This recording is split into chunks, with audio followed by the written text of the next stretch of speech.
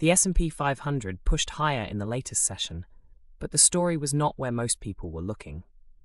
While technology stocks stumbled, it was Boeing and Coca-Cola, an industrial giant and a soda company, that kept Wall Street in positive territory.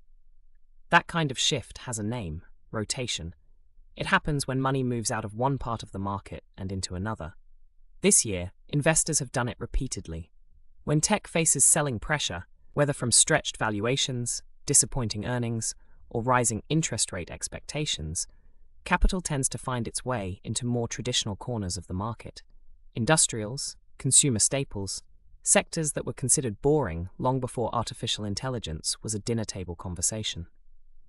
Coca-Cola is a textbook defensive stock. Defensive means the company sells something people buy, regardless of whether the economy is booming or contracting. Beverages fit that description. Sales stay relatively stable across cycles, which makes the stock a natural destination when investors grow cautious. Boeing is a different animal. It is cyclical, meaning its business tracks more closely with the broader economy and with demand from the airline industry. A strong session for Boeing alongside Coca-Cola suggests investors were not in full risk-off mode. They were not fleeing to safety across the board. They were being selective, rotating out of tech and into names they felt offered better near-term value. The reason tech volatility matters so much is simple. These stocks carry enormous weight in the major indexes.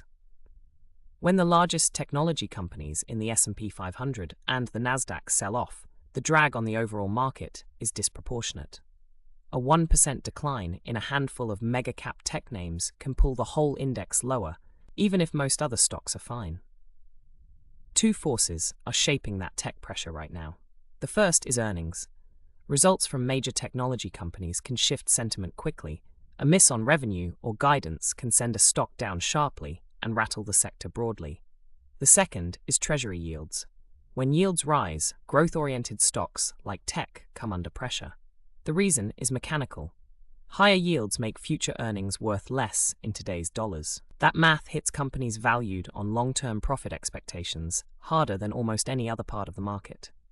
The practical takeaway is this: on days when tech is under pressure, look at which sectors are absorbing the flows. Industrials and consumer staples leading on a down tech day signals cautious repositioning, not panic. Panic looks different. It tends to be broad, indiscriminate, and loud. Rotation is quieter, and often more informative about where professional investors think the value actually is. This briefing is brought to you by First Financial News, clear daily coverage of the economy and markets at firstfinancialnews.com.